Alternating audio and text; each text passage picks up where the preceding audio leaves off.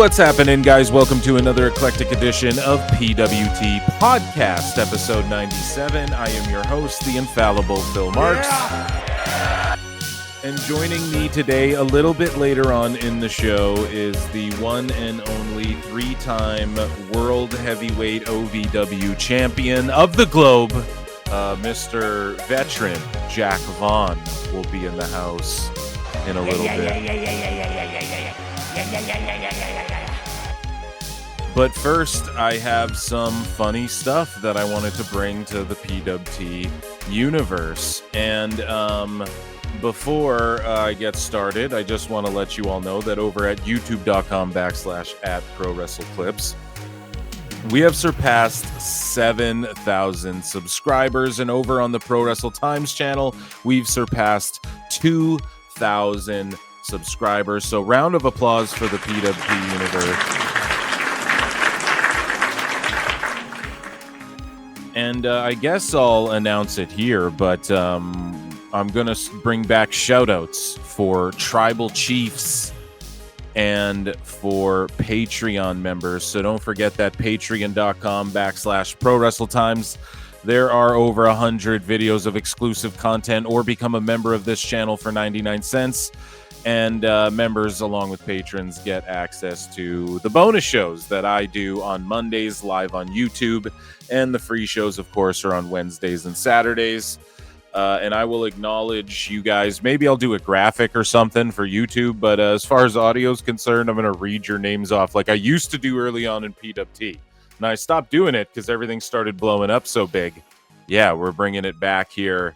And I can't wait to shout out all the lovely members and patrons, Tribal Chief members and patrons, that is. So without further ado, ladies and gentlemen, I present to you this week something I want to talk to you guys about is this story that was posted by a gentleman named Colt Claymore. So at Colt Claymore, and they only have 6 followers. Okay, on Twitter. And if you're watching on YouTube, you guys can see this presumably AI graphic. I mean, it looks hand-sketched, but it's of Drew McIntyre. If you guys are watching at home, you can see it. But if you're listening on Spotify or Apple Podcasts or wherever you find podcasts, you will see that it's titled Chapters 1 to 6, Forever Delayed Playlist. And it's like a drawing, if you will. This has to be AI generated, of Drew McIntyre at some Terminal 5. And this is some story that, believe it or not, I had confirmed to me was actually written seriously, like as a bit, you know, but the voiceover for this, I think, is done through like 11 Labs or some AI, or I don't even think it's uploaded to YouTube or anything. It's just here on Twitter. Now, I was sent this forever delayed story, okay, before it hit the internet. I didn't think that anybody would actually put it out there, but it's out here.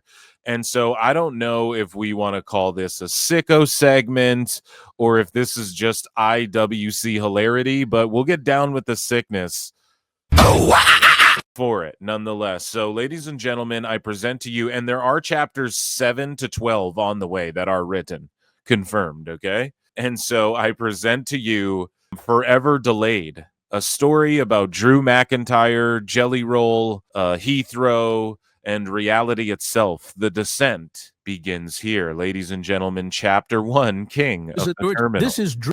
King of the Terminal, Chapter 1. This is Drew McIntyre, WWE superstar, Scottish warrior. 2 passports.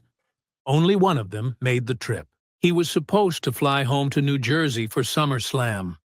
Riffing on how, well, not riffing, but just ripping on, rather, how he forgot his passport. But now, he's stuck in Heathrow Airport, permanently. No U.S. passport.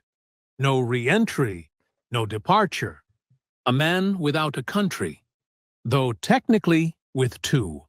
He tries to reason. Tries to explain. I have a match with Jelly Roll. Border Control shrugs.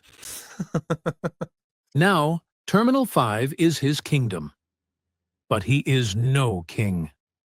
Just another confused traveler. We're going to turn up the without playback boarding speed. privileges and nowhere to go. He tries to pass the time.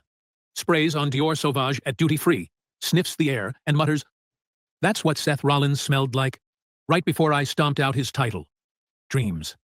Damn, they should hire me to voice over this, the audio version, the real audio version. He sleeps on metal benches, brushes his teeth in a public sink, trims his beard using the reflection in a Boots refrigerator door.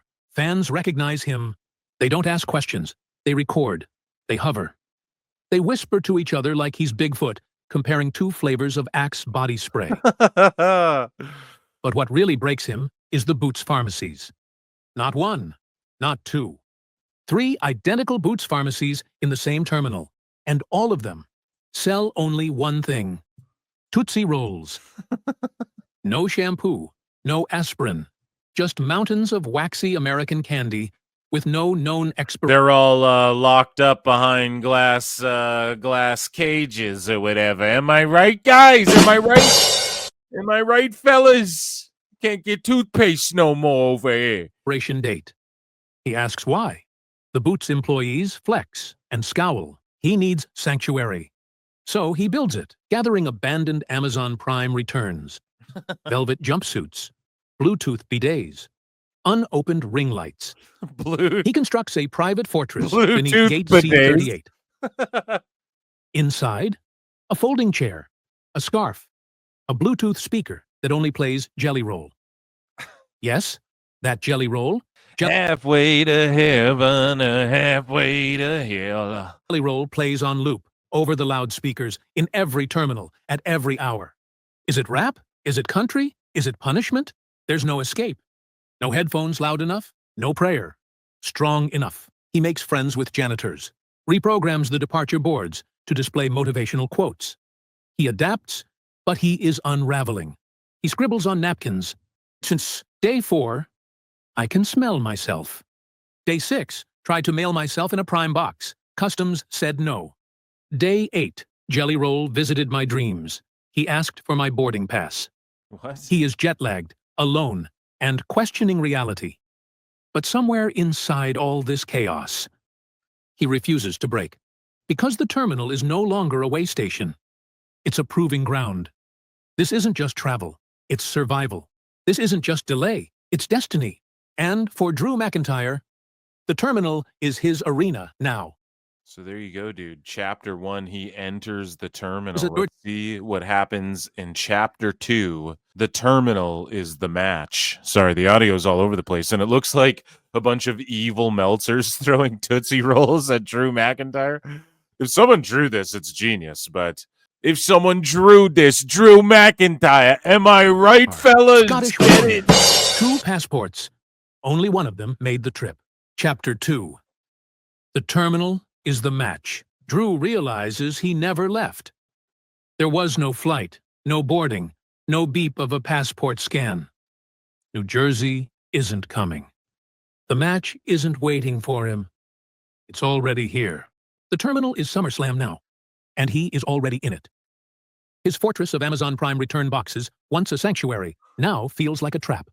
The velvet jumpsuits have collapsed inward. The Bluetooth bidet blinks at him in Morse code he cannot understand. He tries to sleep, but the departure screens keep changing. Not with cities, not with gates, but with... I had no idea this all happened to Drew before he showed up and ended up beating Jelly Roll in the end at SummerSlam. Go figure. lyrics. I only talk to God when I need a favor. Drew looks up at the screen and whispers, "This is a promo." He blinks, slowly. The air conditioning hums like a crowd waiting for a bell to ring. He walks to the Boots pharmacy. All 3 of them. The doors open on their own, but no one is inside. Just rows and rows of freezers. And behind each freezer door, a worker. Not just any workers. Short, jacked, rage-filled. They look like bodybuilding Oompa Loompas who escaped Willy Wonka's gym and never stopped bulking. Traps If that was the AI prompt, they turned out Meltzer. So there you go. like mountains, tans like leather, biceps bigger than their heads. And they are furious. They flex in unison as Drew steps in. One of them points at him with a protein shake-covered finger and screams, "Eat it, Drew!"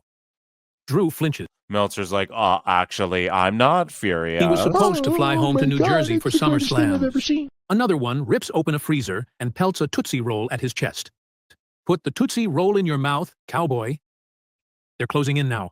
Boots' uniforms stretched to their limits by muscle and madness, each one chanting, "Eat it, eat it, eat it, eat it." Drew stumbles backward, knocking over a display of foot powder and tiny toiletries. He runs back into the terminal, only to find himself in front of the vending machine again. It is filled only with Prime energy drinks and Tootsie Pops, all grape-flavored. He slams his fist into the glass. It doesn't crack, but it echoes through the terminal. A low rumble. All grape flavor, is that even a flavor of Prime? Low voice. Or Tootsie Roll? There's grape Tootsie Rolls, aren't there? Please return to your gate. You are already late for your destiny. Drew drops to his knees. He doesn't cry. Warriors don't cry. But the lights flicker above him, like strobes at the beginning of an entrance, and the sound of a crowd swells. But there is no one around. Only Boots pharmacies, and the faint scent of cinnamon whiskey. He sees the reflection in the refrigerator glass. Fireball, brought to you by WWE. Once more. Not him this time. Brought to you by Randy Orton. A security guard? Number, he's wearing Drew's old gear. The one from the Thunderdome era. He points at Drew, then walks away, dissolving into the Boots Pharmacy wall. Boarding now. Section D, SummerSlam, one way. Drew turns toward the announcement, but the voice he hears next. He was never booked, only processed. Okay, so let's check out what happens in now? chapter 3. The twins are watching, and it looks like two twin Jack Perrys. And I don't know, it looks more maybe like Luke Perry, to be honest. But if you guys are listening, the artwork for chapter 3, the twins are watching, it's like the twins from The Shining, but little Jack Perrys. So let's take a listen, and hopefully Drew makes it to SummerSlam. Well, we know he did. Okay, this is something I wanted to bring to the show a little while ago, but we know he made it there safely. However, let's see what he had to go through in order to get there, and let's see if he took a picture with not one but two Jack Perrys this time. Order Chapter 3. The twins are watching. Drew doesn't sleep anymore. He catnaps in bursts, but every time he closes his eyes, something watches back. The Boots employees pretend not to see it. The janitors pretend not to see him. The Prime drinks have started whispering back. He finds a face reflected in the back of his retina using a Boots handheld mirror. Jelly Roll is on every screen. All the music is jelly. Every sign is jelly. Every line of dialogue is jelly. E2 please proceed to gate 13. All boarding is now jelly. Drew hasn't eaten in 3 days. He takes a bite of a grape Tootsie Pop and hears his own voice echo. Only 3 licks. See, I told you they were grape Tootsie Pops. Then we all go home. He doesn't remember saying that. He checks his phone. It's just a screensaver of Jelly Roll's face, smiling. No clock, no apps, just jelly. Drew starts to sweat. Jet-lagged, sleep-deprived, malnourished on Haribo and pretzel bags from W.H. Smith. Then he sees them. 2 good-looking doppelgangers. Identical, moving in eerie synchronization. They look like the twins from The Shining, but reimagined as 1990s teen heartthrobs who got lost backstage at a punk show. Long, messy curls that feel more California than Combat Zone. Beards, narrow shoulders, leaner than jacked, scrappy, not sculpted. Soft features, permanent smirks, equal parts arrogance, and arrested development. They raise their phones. Speak in unison. 8. Tajay a picture with us, Drew. Yes, we are real kids, Drew. Cry us a river, Drew. Drew bolts upright, hands trembling. He pulls out. I heard that in real life, Triple H was like, what the fuck? When he saw that picture with Drew and Jack Perry, but Drew's just the ultimate troll online, so he don't give a fuck. His phone. It's The Office, streaming, on his Peacock app. He didn't open it, didn't press play. It's just there, looping. Michael Scott screaming. Drew swipes, closes the app. It won't stop. This is unreal. Is his phone broken? Or is it Drew? Looks up. The Jungle Boy, doppelgangers are watching again, smiling, waving, mouthing the same thing, over and over. Cry us a river, Drew. Cry us a river, Drew. Oh man. So chapter 4 by Colt Claymore's Forever Delayed. Okay. And there's 6 chapters. We're almost done here. Order Chapter 3. But The twins are sorry, chapter 4 is called The Gate Doesn't Exist. So I'm assuming the gate that Drew's looking for this time doesn't actually exist. Chapter 4. The gate doesn't exist. See how perceptive I am? Drew sets out to find gate C-52. It's printed clearly on his boarding pass. Issued by no one. Time-stamped at midnight. Scanned by nothing. He follows the signs. Through Terminal 5, down the escalator, past the Boots Pharmacy with no lights and no doors. He walks for 10 minutes, then 20, then 90. His legs ache. His phone says he's taken 31,000 steps. Each corridor begins to narrow, just slightly. 31,090 minutes? That's pretty goddamn good. Ceiling drops. Fluorescents begin to flicker. The signs still say C-52. But there are no other passengers.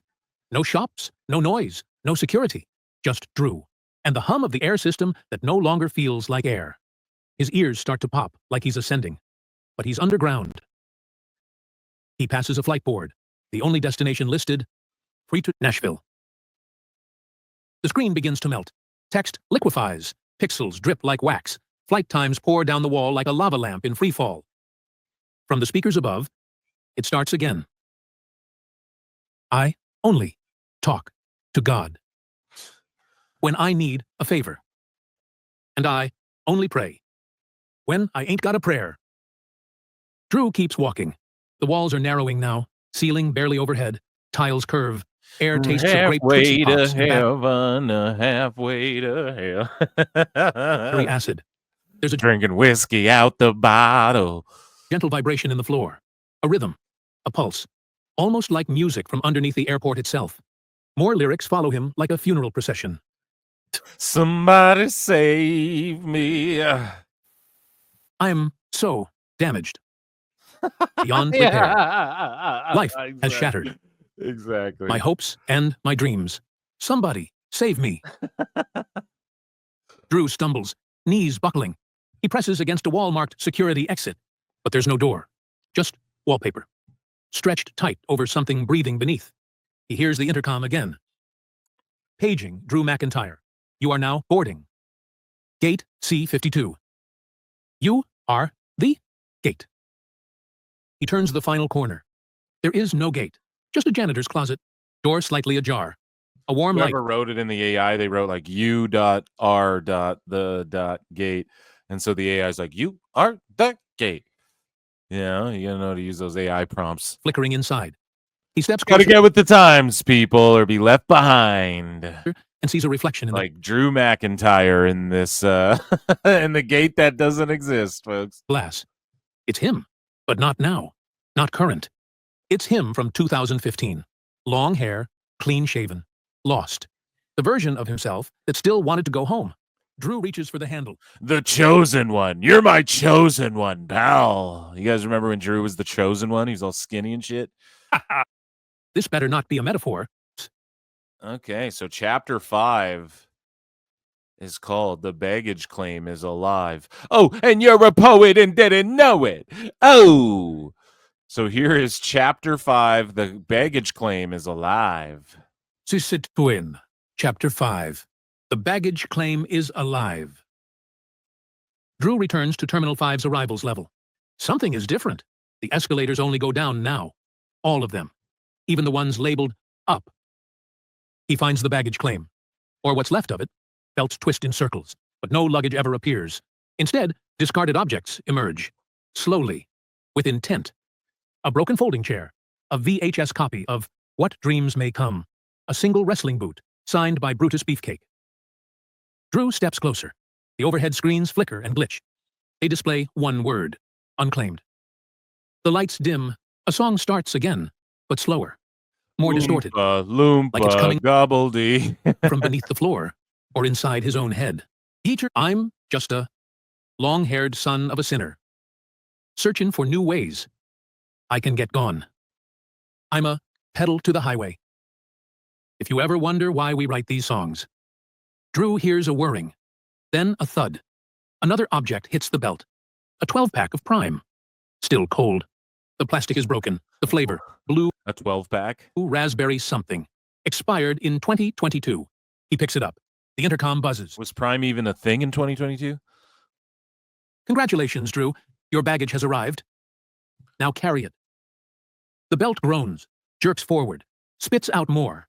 An iPhone charger covered in black mold. A waterlogged ticket to Clash at the Castle. A pair of handcuffs labeled Security Demo Only. Drew watches in horror as something else emerges. It's him. On the belt, in miniature. A bobblehead, still shaking, still screaming. The voice from above distorts, slows to a crawl. You are not okay. And we like it. That. Way. That way. I'll finish it for you. Robot Phil. So chapter 6, the final chapter of Colt Claymore's story, whoever you are out there, with 6 followers only, forever delayed. This is the final chapter in Forever Delayed, and the end of part 1. There will be a part 2, which is, or a volume 2, I guess, which is chapter 7 through 12. But here we see Jelly Roll on the wall of a pub with Drew McIntyre looking pissed off and a bunch of people cheering for Jelly Roll. But ultimately, we know Drew McIntyre does get his vengeance at SummerSlam. So, chapter 6. The last pub before security. This is not just a layover. This is a descent. SummerSlam is 3 days away. Drew McIntyre is still stranded in Heathrow Terminal 5. He hasn't slept properly in days. There's no natural light. No clear sense of time. There's just Jelly Roll. Jelly Roll is on loop over the airport loudspeakers. Every terminal. Every speaker. This is just a true story that Drew put out there. Is it country? He took acid before he went to the fucking terminal and he thought he lost his passport and he was just going crazy over Jelly Roll. Is it rap? There is no escaping it. But the real horror? The Boots pharmacies. There's one in every terminal, sometimes 2, 3, each one filled top to bottom with Tootsie Rolls. Only Tootsie Rolls. Wookie Twinown, do it, McIntyre. Eat it, you coward. Break your diet. Drew escapes.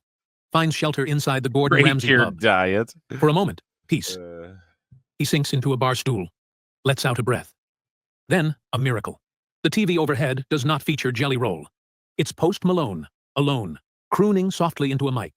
Drew exhales. Shoulders drop. Relief. It's Post Malone alone. Then, Jelly Roll steps into frame. Grabs a second microphone. The music kicks in. This is for the losers, the outcasts and the sinners. The ever haven't been no winners.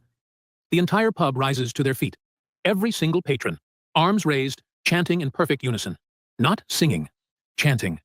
Gregorian monk style. Gregorian monk style.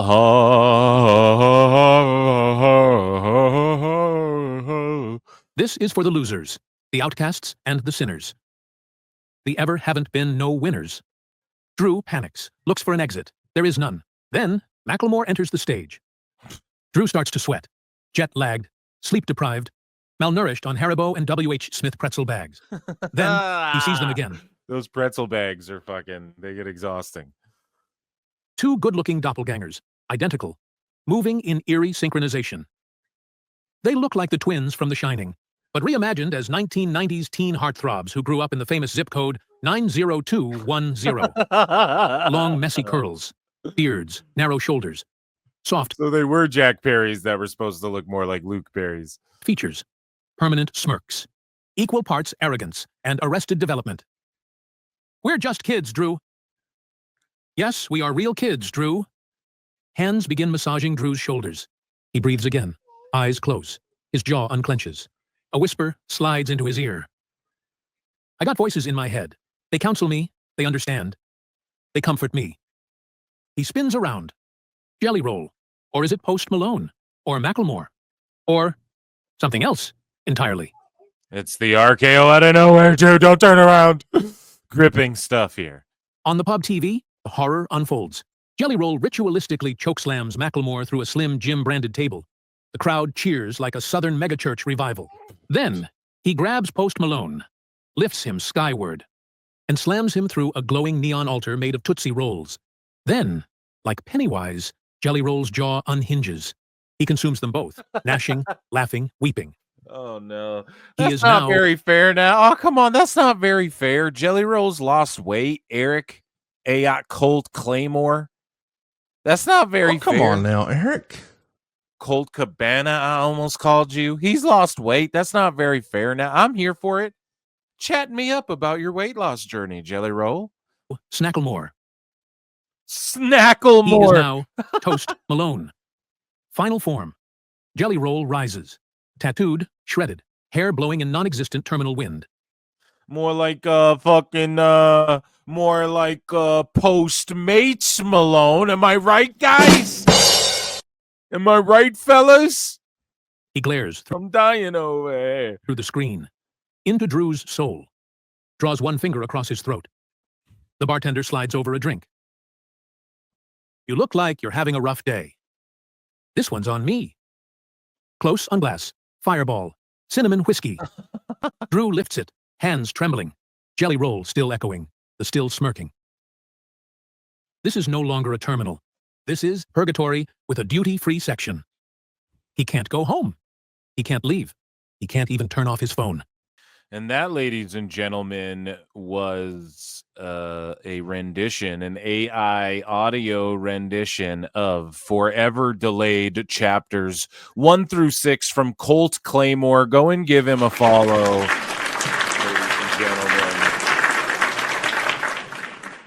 Joining me now on the show, the veteran Jack Vaughn, 3-time OVW heavyweight champion. You can follow him at Vet Jack Vaughn, also vetjackvaughn.com. Ladies and gentlemen, the veteran Jack Vaughn is here. Round of applause.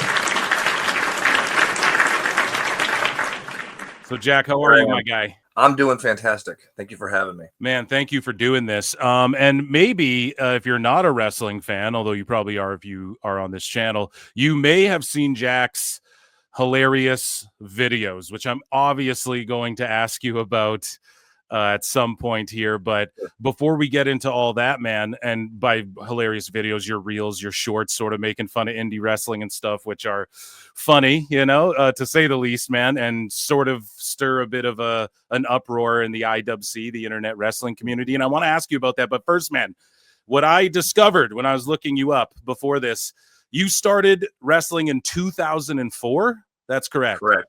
Yes. Oh my goodness, man. So you've been doing the damn thing, a 20+ year veteran. Social media is something you've used to sort of like drum up interest in online, right? And so that's obviously changed from 20 years ago. You couldn't really do that. So I just wanted to ask you, like, the business has changed so much. What's a positive thing and a negative thing you've seen change in the wrestling business over the last 20 years of you doing this? I hate to sound like the stereotypical bitter old man, but I just think that like the quality of wrestling has gone down so much. And obviously part of my gimmick is that I'm like this old school wrestler, but that's partly because that's the kind of style that I really enjoy. And, I'm not a big fan of, the constant high spots and the no selling and stuff like that. I've always been much more of a storyteller than a spot guy. And, and not to say that there's anything wrong with liking that kind of wrestling. Wrestling's a very niche thing and people like the kind of wrestling that they like. And I'm not trying to put anyone down who likes that style. It's just not for me. As far as the positives, I guess just kind of alluding to what you said about social media, it really is easier now more than ever to network in wrestling and to get your name out there. And, I spent, saying that I'm a 20-year veteran is a little bit of a misnomer because I did take about 5 or 6 years off there in the middle. Sure. But when I came, so in terms of being like active, it's probably more like 15 or so. But still a shitload, man. still a good long time. Yeah. And even and now the last few years have been my busiest, which has been great. But obviously I'm one of the case studies when it comes to using social media to your advantage. And luckily I managed to find something that hit. I spent a long time being a nobody, and it's, you know, just kind of being like the weekend warrior, trying to get bookings where I could and making $40. And luckily I leveraged social media to make that into a nice little secondary income for myself. Right. And speaking of social media and some of your videos, I mean, you recently threw up one, and if you guys are watching, then you'll see it on the screen. If you're just listening, then you know, I'm going to throw up one of your old videos. You actually posted one recently, and you wrote, "Fun fact about this early video is the first video I did." What was going through your mind when you made this here? Professional indie wrestling versus pro wrestling punches. I mean, this one's a classic. Like, what was going through your mind when you first made this? Were you like, I'm gonna get heat with people, this, or were you just like, I'm just doing this for fun and using social media to my advantage? Or like, was the thought of fans might get mad at me, did that even enter your mind? So that particular video was still very, very early on, and I think a lot of people were still trying to figure out what the deal was with me, because, you know, there's this guy who I've never heard of who is suddenly telling me that the kind of wrestling that I like is bad. You know what I mean? And you know, up to that point, you know, I had already had a lot of people saying a lot of negative stuff about me, but it was mostly just fans and, you know, internet wrestling community people that that don't really understand wrestling. Right. But this was the first one where I remember seeing, like, you know, wrestlers sharing it and then a bunch of wrestlers commenting on it, talking a lot of trash. And you know, that was a little disheartening, because I was kind of like, you know what, guys, like, you're part of the business. You should know that this is all part of the gimmick. Right. You know, even if like I do have a little bit of truth in the videos, like at the end of the day, I support the wrestlers and I want everyone to be as successful and make as much money as we can. But if you're going to get that upset about a little video I make on the internet, then maybe you don't need to be in the business. Right. And especially in a day and age where, like, we all know it's a work too. So you can't be like, oh, you're exposing it or anything, you know? So That's another thing that a lot of people have given me crap for, is saying that, like, I'm exposing the business and all this stuff. wow. Guys, like, you can't sit here and tell me that I'm the problem and not go after the bigger names that have written books and had podcasts and all this stuff. Like, that's very hypocritical. Yeah, man, you're not out here making like the Plan B tapes or whatever they're called, you know? Yeah. So here's a recent one 4 hours ago. Y'all have fun this weekend, and here's you showing off the fighting spirit. So, I mean, you're at it, man. You've been oh man, it's good shit.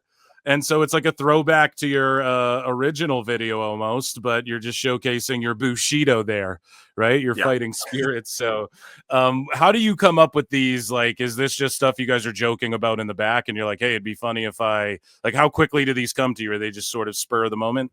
No, so I keep a list on my phone, just in the notes app. And anytime I get an idea, whether it's like a fleshed out idea or even just like the sprinkling of an idea, I always write it down and then, you know, kind of workshop it later if I need to. But the indie versus pro videos are the ones that those are the ones that seem to always get some sort of polarizing reaction, I guess. Right. Some hit better than others, but, you know, anytime that you see people, anytime you've seen one of my videos sort of go viral, it's usually one of the indie versus pro, because I've said something that has upset a good number of the wrestling fan base. Speaking of which, do you worry about, and again, I'm asking you, are you scared and shit? I don't mean to poke at it, but are you worried, like, or do you have any stories maybe you could share of like where you've had fan interaction be negative, or even like one of the boys in the back, like, have you been confronted over this by someone in the back or confronted by a fan or anything like that? Or is it just mostly online noise? It's mostly just online. You know, most fans that come to show, and that's the thing, is like, I feel like it's like you said, it's a very vocal minority. Most fans understand what it is. Most of them know, like, oh, it's part of the character. And a lot of times when fans come to shows to see me, they know that it's part of like the whole shtick, I guess. Right. And no, like, honestly, like, in terms of people in the business, it's mostly been positive. And, you know, even though there was a little bit of weirdness there with that one video we just showed, a lot of some of the guys that I know had said stuff on that video have become buddies of mine. So I think it's one of those things where they kind of just had to realize, like, oh, it's just a work. It's just part of his shtick. Like, Jack's not that bad of a guy. But no, the thing is, like, a lot of the people in the business that are like higher up, like, I've had a lot of very well-known people come up to me and be like, dude, I love the videos. I wish they would tell me like, hey, we'd like to offer you a contract. Yep. But Yeah. that hasn't happened yet. But like, and I'm not a name dropper, but like, I'll just say like, it's people that you've heard of, Yeah. and some of the top spots that have come up to me and be like, dude, big fan of what you're doing. And, the people, I've had one instance where a guy who was working for one of the bigger companies approached me, and he wasn't telling me to like stop doing what I'm doing. He was just kind of like, maybe kind of ease off certain things that you say, and maybe like, some of the things that you say in the videos is maybe seems like it pertains to some of the top guys here. So maybe, just kind of rethink certain things. And, I took that advice to heart. I certainly, didn't want to just blow them off, but after talking to some people who I kind of consider mentors, the consensus was, when that guy signs your checks, you can listen to him. So, Yeah. and that's a good point. So until they decide to give me something on the dotted line, I'll just keep doing what I'm doing. Yeah, no, absolutely. And that's the right mentality to have. And I just wanted to ask you though, like, because we brought it up, the IWC, the Internet Wrestling Community. What do you make of this sort of you were talking about both big companies. There's like a tribalism that exists, and there's also a tribalism in like, it's us versus the dirt sheets, man. We've seen it more and more in recent years. What do you make of all of that? Is it good for wrestling? Is it bad for wrestling? Do you think it's warranted? Just your overall thoughts. Yeah. There's gatekeeping in any entertainment medium. Like I've been a big heavy metal fan my entire life, and there are certain bands that just like I don't like, and it's just but they're huge bands, you know what I mean, and just for whatever reason it just doesn't work for me.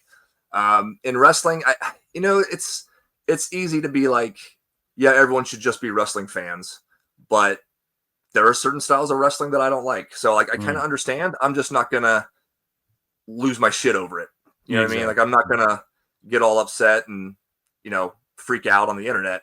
So recently, Jack, we don't need to dive too deep into it or whatever, but you had posted that you had a bit of a health scare, a biopsy update. Oh yeah. And you had basal cell carcinoma. Am I saying that correctly? Correct. Yes. Excellent. And so it's a non-aggressive, easy to remove, and no additional treatment needed. So, man, I just want to say, like, I'm so happy that you are healthy. You said your boy's going to be fine. So just, I guess, like an update, is everything remained the same since this post on July 19th until now, time of recording, August 8th? Is everything more or less the same with your health? Yeah. So I've made an appointment to have the procedure done to remove it in October. Excellent. So this is the second time that I've had it. I had the first one removed about 1.5 years ago, and it's a very simple procedure. It literally took like 10 minutes, and they basically just go in. Like the first one was on my cheek, so they just made an incision, removed the cancerous cells, and then kind of did like an extra layer of tissue just to make sure they got it all, and had no issues. And then it's just going to be the same thing this time, And I know that like it's funny because when the first time, they were like, well, if you're going to have cancer, this is the kind that you want to have. Wow. They were like, it's not aggressive. And they were like, you could have this for 30 years and it never does anything. Yeah. But then one day it might do something and then it's bad. So you should just go ahead and get it removed. So I was like, cool, no problem. And so, yeah, it's the same thing as I had before. And it's not going to, one thing that they said to me this time that was reassuring was that this can't morph into a different kind of cancer. Like, wow, thank it's God, not like it's not going to cause me to get like more serious cancer, which is great. Unfortunately, it's one of those things that once you have it, you're more likely to get it again. Mm-hmm. So it might be a thing where it pops up every so often and I just have to keep getting it removed, but it could be much worse. And, obviously anytime you hear the word cancer, it's scary, to a degree. But no, I think it's the best possible scenario if I'm gonna have it. So, well, man, thank you for like sharing all that, even, and I'm just glad. It seems as though it's benign for the most part, I guess, for lack of a better word, and yeah, good thing you're on top of it, right? By the way, you look incredible too. I mean, again, you're like a 20-year veteran. You say 15, but you have you had any like major serious injuries? And you've been in the game for a long time. What's the best? Because you recently turned 40 as well. Am I not? Yeah, just about a week ago. There you go, about a week ago. So, do you have any advice for like regular 35 to 40-year-old schlubs who want to like look half as good as you do or take care of yourself? Like, you got to be ring ready, which you are. So, are there any secrets we don't know about, or is there anything you've been doing all these years that you're like, this has really helped me along the way, like prolong my career, I guess? So in terms of like in-ring stuff, the one thing that I've always done is I've never been afraid to say no if I wasn't comfortable doing something.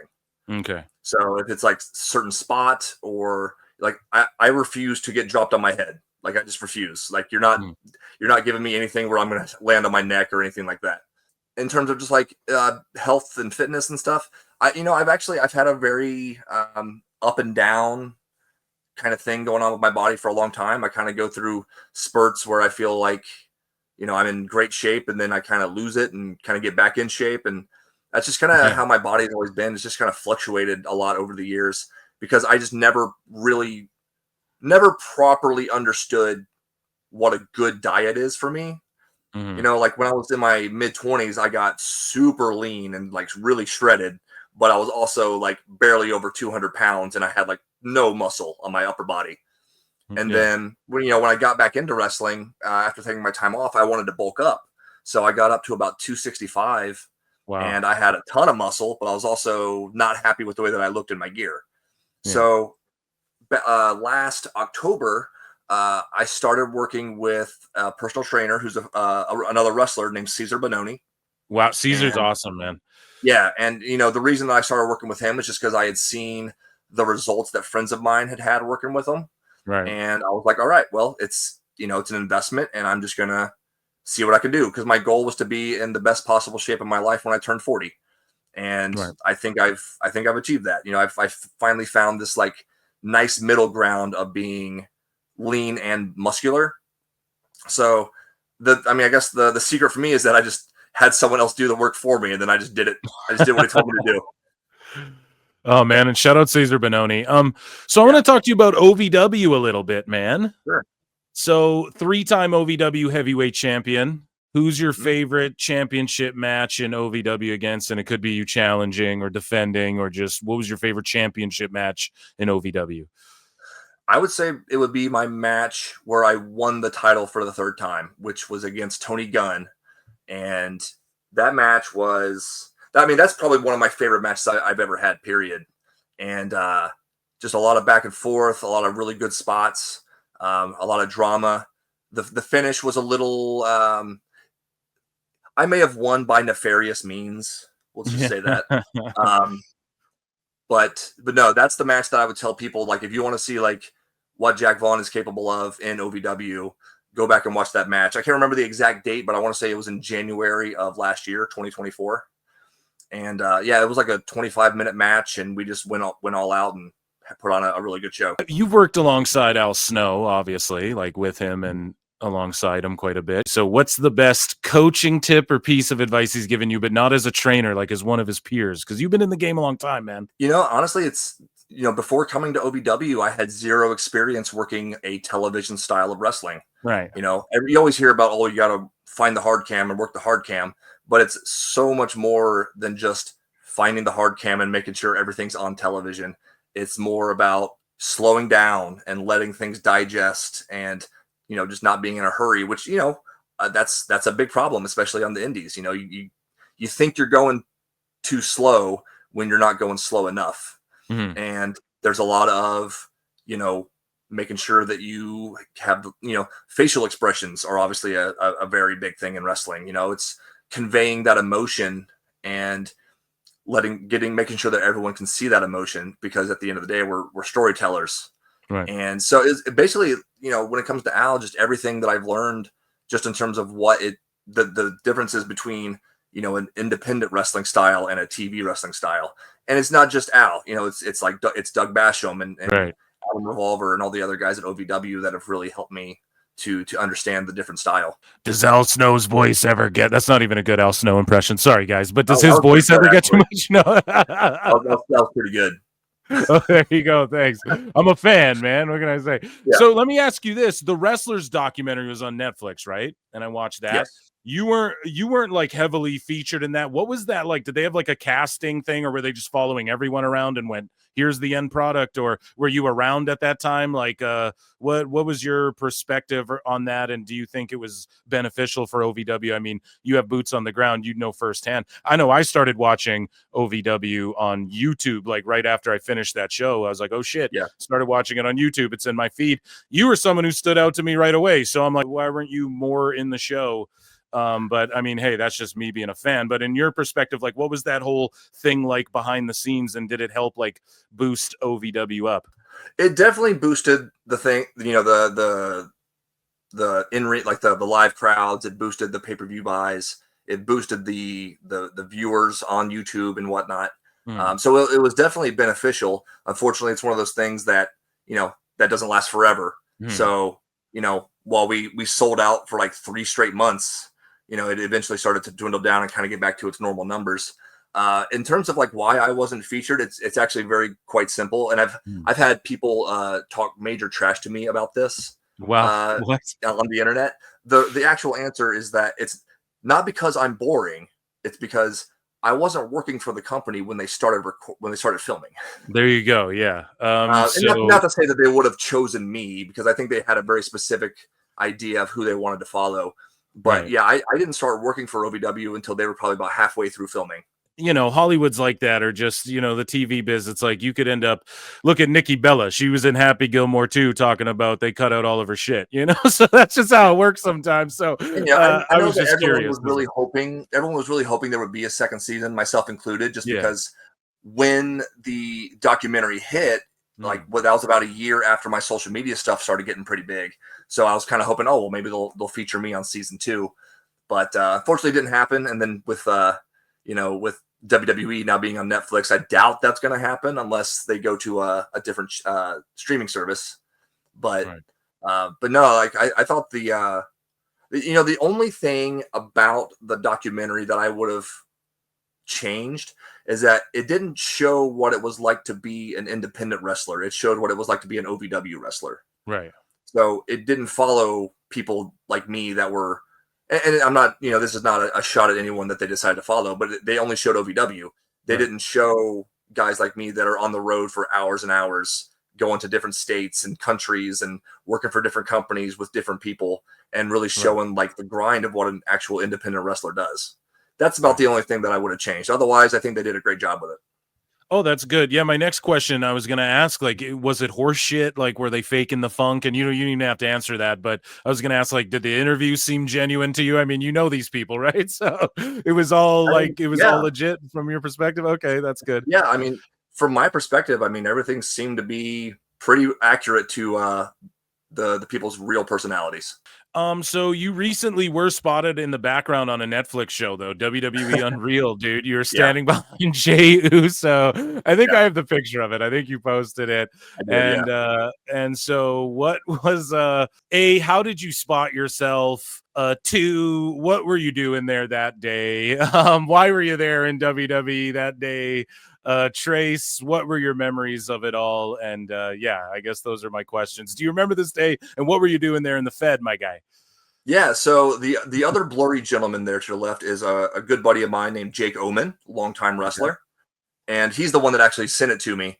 And that was we were doing extras work at the Royal Rumble, and I've done extras work a handful of times, and for me it was one of those things where the Royal Rumble has always been my favorite event.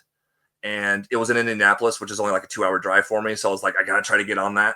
So really, it was just us. They were filming stuff all day, and we just happened to be there at ringside, just seeing if they needed anything from us. And then, I just happened to be in the background of the shot there. Right on, though. Hey, man, that's a credit. You put that on your IMDb. So NWA, you've been working with them for a while, quite a while, no? As far as like the proper NWA, like the actual like Billy Corgan NWA. Yeah, that's what yeah. Yeah. So I debuted it was actually just this past week on Roku right with the Crockett Cup, and the tag team battle royal. Outside of that, I've worked with a lot of the territories. Okay. But that was the only time I've worked with the actual NWA proper. But hoping because we got good reactions, so I'm hoping that they see that and they decide to bring us back. Right, and I was going to ask, because you had wrestled EC3 for the NWA heavyweight title at one point. What's it like being able to say, dude, I fought for the fucking NWA World's Championship? That's pretty cool. It's pretty cool, man. And, it's one of those things that, like, you don't think, when you start wrestling. And, just because I spent so long in wrestling, it's one of those things where, like, I just didn't want to be one of those guys that didn't accomplish anything, and being able to say, like, you know what, even if in the grand scheme of things, I never signed a contract or I never become this like huge star, I got to wrestle for the NWA World's title. That's pretty freaking cool. That's amazing. And it, it wasn't just and it was a really good match too. And EC3, I mean, obviously a lot of people, everyone knows who EC3 is. So it wasn't like I was just in there with some schlub that just happened to win the title one week, Then he was in the middle of like a 2-year reign or whatever it was. Incredible. Yeah. So yeah, that was quite an experience. And yeah, I mean, Power finding its footing. It's called Power on Roku, right? I believe so, yes. Excellent. And that's incredible. Man, you seem to be working in these companies when they kind of find their footing, though. Maybe you're the secret sauce, dude. That's all I'm saying. Maybe someone needs to finally realize it. Yeah. Let me ask you, I'm going to ask you some Mark questions. Have you met Billy Corgan? Yes. What's he like in real life? And is he as eccentric as he comes across online and on TV? I haven't had like a super in-depth conversation with him. I've met him a couple times, and I think the first time was just to like say hello and that sort of thing, and kind of ask him what he thought of our match. But yeah, I mean, like, you can definitely see there's some eccentricities there, but for the most part, he just seems like a kind of a normal dude. Billy Corgan recently made headlines for possibly insinuating that he and comedian Bill Burr may be long-lost brothers. Did you hear about this? I did hear about that, yeah. Do you believe this conspiracy theory to be true? I don't know. I mean, I haven't really done the research, so it's like I guess because I saw the clip where they were on. I guess it was Howie Mandel. Yeah. And I mean, just based on that clip that I saw, which is probably about a 4 or 5 minute clip, like, it kind of makes sense. I know they have the same mannerisms and everything, man. Yeah, and it's kind of like, I mean, wouldn't that be like the craziest thing? Like, these like two separate like half brothers just happen to both be like super famous in their fields. It wouldn't shock me though. It'd be like in their genes, kind of, right? Yeah, I guess. Yeah. What's a conspiracy theory that you're willing to admit you believe in? Oh man, like, it doesn't have to be wrestling related. No, dude, it could be anything. Here, while you think, I'll give you some motivation. The truth is out there. One that you're willing to admit that you believe in, and it can be that Bill Burr and Billy Corgan are related. By the way, you can use that. Yeah, I mean, I guess because I'm not like a big conspiracy theorist, so I'm like having trouble. Like, if you named off some like conspiracy theories that were like more popular, I might be like, okay, yeah, I kind of believe that. Are aliens real? I don't think so. Me neither, dude. Me neither. I kind of feel like if they were, that we would know about it. Yeah, I'm on the team, like, show one or shut the fuck up, because it seems like every time there's something going on that they don't want people talking more about, all of a sudden they're like, hey, we're going to fucking, those aliens are here, man. We're going to show you something right away. You guys just wait. And then nothing comes of it, So there you go. That counts. So here, I want to play some games with you. We're going to read cage match ratings. You can come back on another time and we'll do that another time. Okay. How about that? I don't want to keep too much of your time. You're so gracious, but I had a couple games I want to play with you quickly. They're very short. And the first one is called Keep, Use, Remove. Okay. So what it is I'm going to name 3 wrestling moves that I think are overdone or possibly, well, one of them I'm a fan of, but I want you to keep one move in wrestling, use one move that you want, choose one that you would use, and then remove one from wrestling forever. Okay. So it's basically fuck, marry, kill, but wrestling moves. So keep one, use one, remove one. The super kick, thigh slap included, the chop, and the spear, which I think is the modern super kick. Like, it's overdone to death in modern wrestling. The super kick, the chop, and the spear. Keep one, use one, remove one. I kind of feel like I would just go in that order. I guess keep the super kick. Okay. Use the chop because I chop a lot, and then remove the spear because of that same reason. Like spear is so overdone, and there's like guys that use the spear. And it's like it doesn't even look good when you do it. It doesn't look like it hurts people. Like stop doing it. Especially, I will say, if anyone is going to use it, Braun Breaker can use it. Yeah. Like that dude will put people in the ground. What do you make of the super kick and the thigh slap? You make fun of that. You would keep that one in wrestling with the thigh slap included over the spear.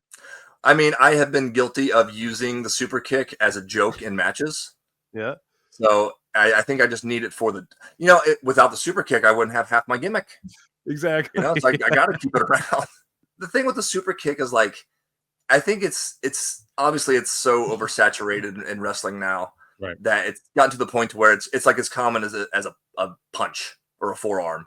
It's just like I feel like it's the thing that's like, okay, yeah, I don't know what to do here, so I'm just gonna super kick this guy, and I mean it's overdone, but it's like it's not going anywhere. So I get more amusement out of seeing all the different ways that people find ways to slap their thigh. Because I've seen it happen on a spear recently, and that was interesting.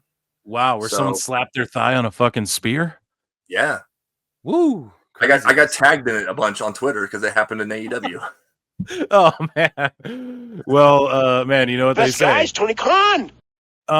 So speaking of Dave Meltzer, I guess he just made a little appearance. This next game I want to play with you is called Meltzerisms. Poor people don't like AEW. So I have 5 Meltzerisms here, okay, and I want you to rate each one of them out of 5 stars. However, you can only give 1 star rating per Meltzerism, okay? So you can give 1 star, 2 stars, 3 stars, 4 stars, 5 stars, but you can only give it once. So don't pull a Meltzer and just start throwing stars out right away, okay? Sure.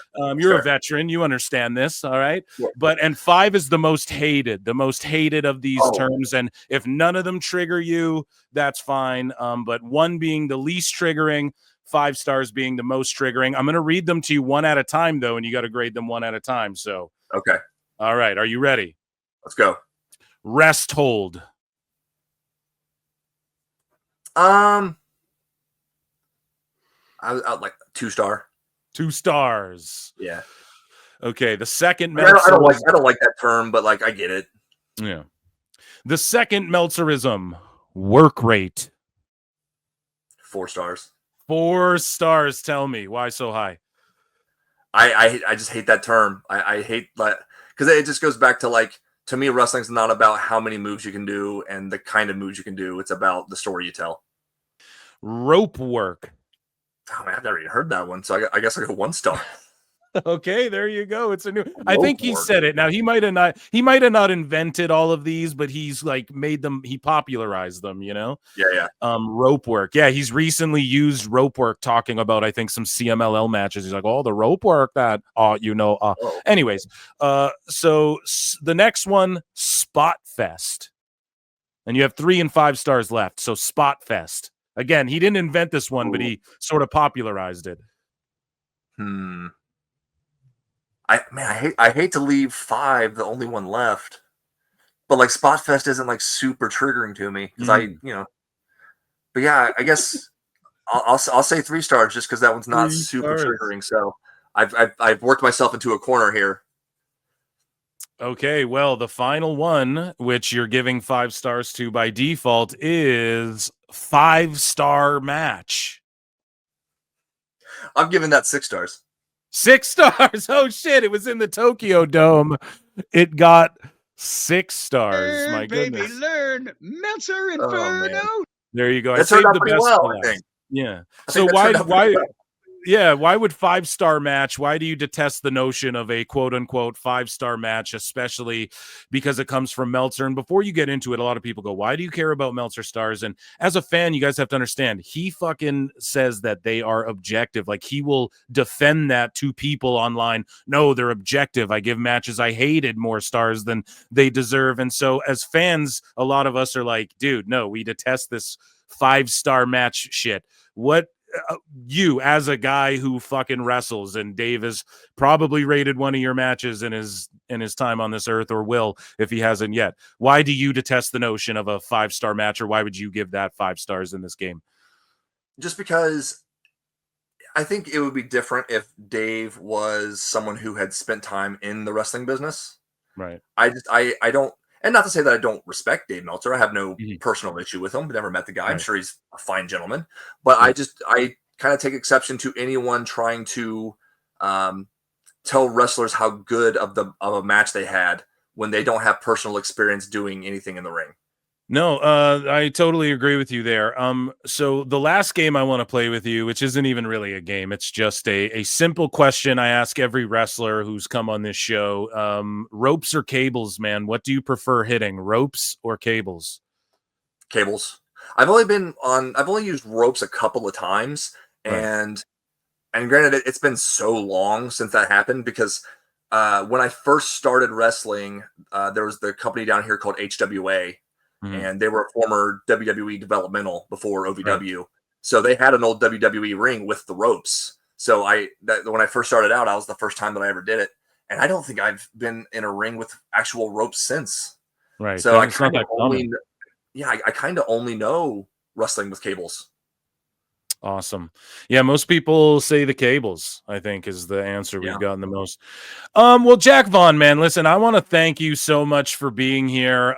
Before I get you out of here, man, is there anything that you want to plug? Any matches coming up, merch or messaging you want to let the PWT universe know about?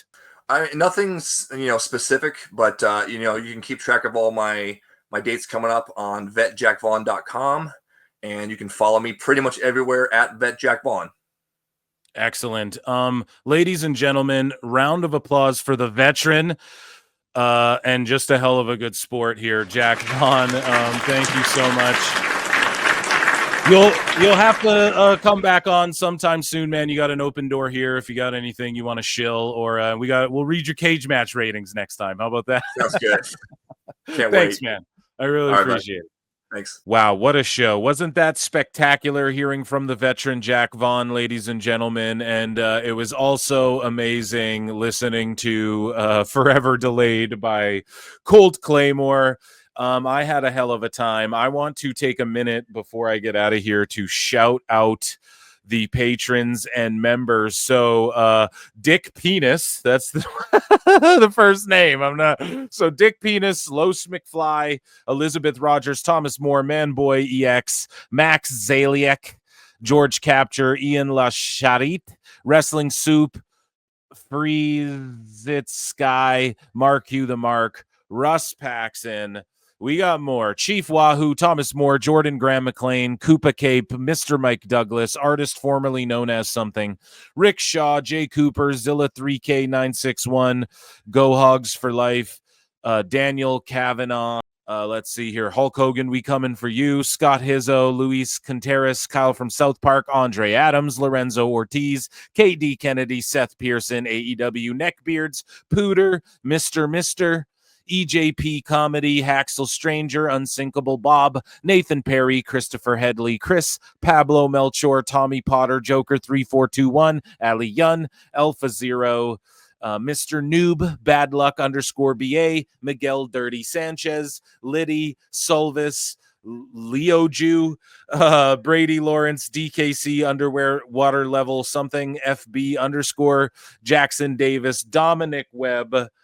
Oh my goodness, there's so many. LK George Capture, Scully Vibes, Shaggy Filth 73, Daniel Nutcrager, JR Deal 96, Sean D, Plinian Pixel Art, Jonesy 84, Robbie C, Bocce Ball Pro, Jared Brady, Tyranitar, JND, Lincoln Hawk, Tom Reed, Philip Gone, or Goffin, or Goggin, or Gaggin, or I don't know. Sassy Gale, 8724, Grimnar 1701, Waste Some Time with Something, Mike Sausalis, El Huapo Diablo, Silver Tower, Orby Evil, Kenneth Douglas, Steve Sanchez, Jason C, Rubik's Mike, Dirty Ruru, You Ain't Hype, Richard, ABK Storm, Omar, Kevin Murphy, Sean Scalzo, Black Saw, Johnny Hex, Michael Driard, and King Ding-a-ling. You are the tribal chiefs and the patrons. So I acknowledge you here. Acknowledge me.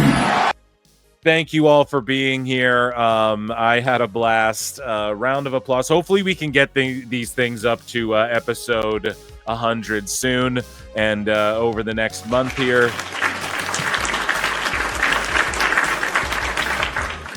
And make sure you guys check me out on Wednesdays and Saturdays live on YouTube. If you're a member or patron, you get access to bonus shows on Mondays.